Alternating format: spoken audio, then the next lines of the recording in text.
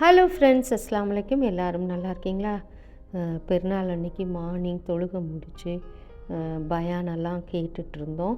அப்புறம் முடிச்சுட்டு வீட்டுக்கு வந்து நான் ஷீர் குருமா வச்சுட்டு போயிருந்தேன். ஸோ பார்க்குறீங்க, சூப்பராக ரெடி ஆகிடுச்சு.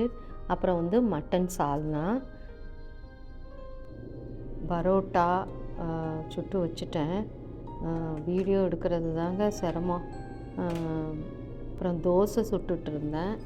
ஸோ தோசையும் சுட்டு அடுக்கியாச்சு. பரோட்டா, தோசை, ஷீர் குருமா, மட்டன் குருமா எல்லாம் வச்சு மார்னிங் சாப்பிட்டோம்.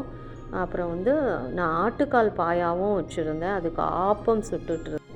ஸோ அந்த ஃபோட்டோஸையும் இப்போ ஆட் பண்ணுறேன். ஈது பசியாராக்கு இது தான்.